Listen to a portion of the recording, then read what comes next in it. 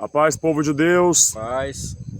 Nós estamos aqui no monte, nós viemos interceder, orar por cada um de vocês, por nossas respectivas famílias, mas acima de tudo, nós viemos aqui com o propósito de renovar a nossa aliança com Deus, renovar a nossa espiritualidade.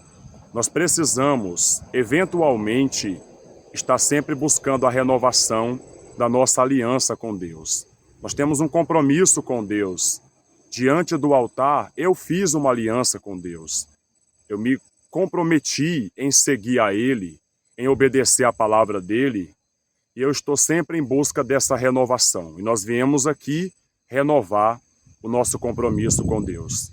E é importante que você tenha compromisso com Deus, que você tenha uma vida de oração. Porque se você não tiver uma vida de oração, não tem como você vencer as dificuldades, as tribulações, não tem como você vencer as adversidades. Nesse mundo nós enfrentamos muitos inimigos nesse mundo. E nós só podemos vencê-los orando, buscando a força que só Deus pode nos dar. Não é verdade, Daniel? É verdade. Só o Senhor pode nos dar a verdadeira força. E diante das tribulações, diante de toda a adversidade e dificuldade que esse mundo nos apresenta, Deus é o nosso único aliado. Em toda a terra, Deus é o nosso único aliado.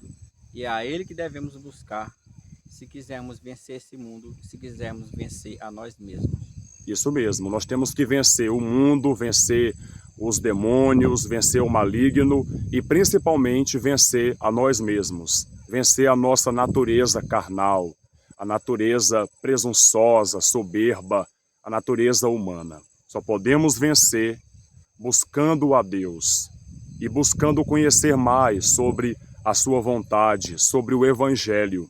E por falar em Evangelho, está escrito em João, no capítulo 8 e versículo 32, e conhecereis a verdade, e a verdade vos libertará. Somente a verdade pode libertar o ser humano da escravidão. Aí você diz, mas pastor, eu não me sinto escravo, eu não sou escravo, eu estou livre, eu tenho liberdade para ir e vir. Só que existe uma escravidão sutil, silenciosa. É a escravidão espiritual e mental. De repente você acha que não é escravo, porque você diz que tem liberdade para ir e vir, mas de repente você tem algum vício, algum costume pecaminoso, algum costume que desagrada a Deus. Pois é, se você vive assim, na prática habitual do pecado ou de um mau hábito, pode ter certeza que você é escravo, escravo do pecado. E só a verdade pode te libertar. Se você é uma pessoa que não quer saber da igreja, que não quer saber da palavra, que não aguenta ouvir a pregação do Evangelho, pregação como essa que você está ouvindo, então você é escravo. Você tem sido escravizado pelo maligno. E só a verdade pode libertar, não é, obreiro? É verdade. Se a palavra de Deus, se as coisas que vêm de Deus te incomoda ou incomoda alguém da sua família ou alguém ao seu redor, significa que a verdade está tentando te libertar, mas você não quer, você não se sente bem diante dela. Quando não nos sentimos bem diante da verdade, diante daquilo que é certo e que confronta o que vivemos, é porque aquela verdade quer nos libertar e nós não estamos querendo. Então só a verdade pode libertar. Sim, só a verdade pode nos libertar. É interessante que, diante da nossa vida cotidiana, somos, como se diz mesmo, somos bombardeados, tentados. Somos inclinados a fazer o que é errado. Ou seja, facilmente nos entregamos para o que é errado, mas resistimos ao que é certo. Nisso demonstra a quem servimos, nisso demonstra a quem nós amamos. Ou seja, a gente não tem liberdade no mundo, não. E quando a verdade que liberta, que é a palavra de Deus, que é a palavra que o Senhor Jesus deixou para nós, nos confronta, é natural do ser humano querer se afastar dela. querer resistir a ela e achar que ela é o erro, que ela é o problema, mas na verdade ela é a solução entregue por Cristo a cada um de nós. É verdade. Ou seja, existe uma força maligna no mundo que fica atraindo as pessoas para a escravidão. E essa força maligna ilude as pessoas, fazendo as pessoas acharem que são livres. É aquelas pessoas que têm a seguinte mentalidade: ah, eu tenho liberdade, eu faço o que eu bem entender com a minha vida, eu sou dono do meu próprio nariz, eu curto sim a vida, eu vou para a festa e eu faço e acontece. Só que isso é uma ilusão, é uma armadilha do maligno. Tudo que há no mundo é ilusão, é só para afastar você de Deus. Aprenda uma coisa: o ser humano só tem liberdade quando vive na presença de Deus. Longe de Deus é só escravidão, é só ilusão, é correr atrás do vento. É como ele falou. No mundo é assim. A palavra de Deus nos orienta a viver na retidão, na prática da fé, dos mandamentos, mas aí tem uma coisa no mundo que fica nos iludindo e nos puxando para desobedecer, e aí a pessoa começa a resistir à palavra, não quer aceitar a palavra de Deus, ela quer viver de acordo com a sua própria vontade. A pessoa que tem essa mentalidade, ela é escrava do pecado, escrava de si mesma, do egoísmo, ou escrava dos demônios, dos espíritos malignos. E só a verdade pode libertar. Aí você deve estar se perguntando, mas que verdade é essa? Na verdade, a verdade não é uma religião, a verdade não é uma ideologia, uma ideia, a verdade é uma pessoa, é Jesus Cristo. Ele é a verdade em pessoa, e só Ele pode libertar. E conhecereis a verdade vos libertará. A quem que você deve conhecer para ser liberto? Liberto do pecado e liberto dos vícios do mundo? A Jesus Cristo. É a Ele que você deve conhecer. Está escrito nesse mesmo texto de João, capítulo 8, só que no versículo 36, Jesus Cristo disse: se, pois, o Filho vos libertar, verdadeiramente sereis livres.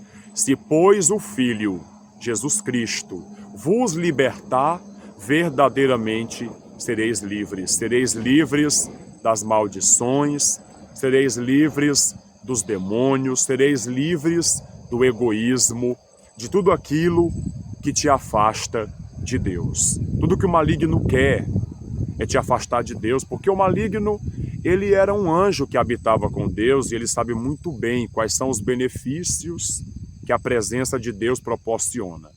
Só que o maligno abriu mão desses benefícios. Ele achou que poderia ter altos benefícios por si só. Ele achou que ele poderia ser feliz, viver plenamente por si só, dependendo de si mesmo. Se enganou. Caiu e acabou virando o Satanás, o opositor de Deus. Então ele sabe que se você viver na presença de Deus, você vai ter muitos benefícios. Você vai ser feliz, vai ser bem-aventurado, vai viver eternamente. Ainda que você morra, viverá para sempre. Então esses são os benefícios que a presença de Deus nos proporciona. E o maligno, sabendo disso, ele luta todos os dias para nos afastar de Deus, para te afastar de Deus. Mas cabe a você, caro irmão e irmã, tomar uma atitude na tua vida e aprofundar a tua comunhão com Deus, a tua mentalidade no Evangelho, buscar mais a proximidade de Deus através da oração, através do estudo bíblico e através das participações nas reuniões, na igreja. É importante que você congregue. Vocês que são membros da IGC, do Governo de Cristo, não pare de frequentar o templo de adoração. Continue indo no templo. O templo de adoração é o lugar onde nós nos reunimos. O templo não é a igreja somos nós, gente, membros. Nós somos a igreja do Governo de Cristo. Mas o templo é o templo de adoração. É onde você tem que estar para adorar a Deus e louvar o nome dele e aprender mais sobre o Evangelho. O templo de adoração é uma escola. Você tem que ir. Então congrega, busque a Deus. Neste domingo nós teremos o culto de adoração. Não perca, às 8 horas da manhã. É importante congregar, não é, Daniel? Sim, senhor, é importante congregar. Não existe, muita gente fala, né, que de casa eu posso buscar a Deus do mesmo jeito que na igreja. Na verdade, não. Porque o ambiente familiar, o ambiente comum que a gente vive, que é a nossa casa, não nos fornece a espiritualidade que o templo fornece. A espiritualidade de quê? De estar entre irmãos da mesma fé. De estar em um ambiente diferente que muitas vezes na nossa casa é um pouco caótico, né? Porque você convive com sua família, às vezes um familiar seu é um pouco mais estressado, entendeu? Causa um certo desconforto em você, mas num ambiente, na igreja, num ambiente de busca em Deus, é totalmente diferente. A tendência do ser humano no ambiente da igreja é se desligar do meio doméstico, do meio comum, do trabalho, ou seja, e se derramar de Deus, se deixar o quê? Com a mente aberta, livre. Então, em resumo, em casa você tem uma convivência, no templo de adoração é outra, e o mais importante, a presença de Deus, onde você pode buscar pleno, livre, pode, como se diz aqui, esqueci da palavra, se concentrar em Deus e na palavra de Deus. No templo a gente tem foco. Sim, a gente pode meditar isso, temos foco. Em casa temos muitas distrações. Sim, às vezes um filho chama, mãe, barulho, pai, fazer isso, sim. São muitas distrações, mas o templo é um lugar de foco, de meditação. Por isso que eu sempre digo na igreja, ó, faça um silêncio na hora da palavra. Eu digo, olha, deixe o telefone no modo silencioso. Se alguém ligar, não se levante para atender, tem que ter foco e atenção. Então, no templo, você tem foco, você não vai se distrair com nada ali, você está ligado na palavra, ligado no altar. E tem um objetivo só, né, que é Cristo. Que é Cristo. Se aprofundar em Cristo Jesus. Aprofundar a sua consciência na pessoa de Cristo Jesus. Então é isso, para que o vídeo não fique muito longo, eu vou fazer agora uma oração por vocês aí que estão assistindo a esse vídeo. Senhor Deus Pai Todo-Poderoso, muito obrigado por essa reflexão que o Senhor nos deu, para mim, para o Daniel aqui no monte e para todos os que estão acompanhando esse vídeo. Ó Deus, eu peço a Ti que abençoe a vida de todos os membros da Igreja do Governo de Cristo que frequentam o templo de adoração. Abençoe os cristãos, meu Pai, que oram conosco. Derrama Teu poder sobre a vida do Teu povo. Toca naqueles que estão doentes e cura-os, liberta-os, manifesta o Teu poder e afasta todo o mal. Se houver algum demônio aterrorizando a vida dessa pessoa, que esse mal desapareça, que esse espírito maligno desapareça, na autoridade do nome do nosso Senhor e Salvador Jesus Cristo.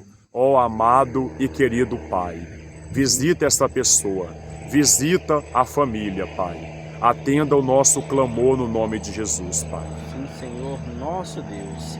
E que, Senhor, a maior bênção esteja conosco em nossa casa, no nosso trabalho, no nosso convívio com o nosso parente, nossos familiares, em todo lugar que formos, Pai, que a maior bênção esteja conosco, que é a presença do Senhor, nosso Deus, e nosso Salvador Jesus Cristo. Essa é a nossa maior bênção.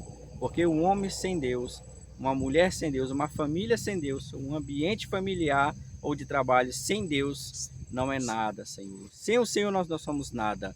Então que o Senhor, Pai, essa nossa bênção maravilhosa, esteja conosco, Pai, em todo momento, em nossa casa, em nossa família, Pai. Para que com a Tua presença, Pai, nenhum mal possa, Senhor, nos subjugar, possa nos alcançar, Senhor. Mas que possamos também, Senhor, fazer a nossa parte, que é continuar, Senhor, acreditando e confiando no Senhor e buscar nos consertar diante de Ti, Senhor. Porque não basta só acreditar em Ti, não basta só Te buscar, Senhor. Temos que buscar melhorar diante de Ti, Senhor. Nos envergonhar de nossos erros e consertá-los. Porque não dá para viver em Tua presença, Senhor, cheio de pecado e continuar vivendo no erro não, Senhor. O Senhor exige, Senhor, sacrifício. E o sacrifício que o Senhor exige é a remissão de nosso pecado, Pai.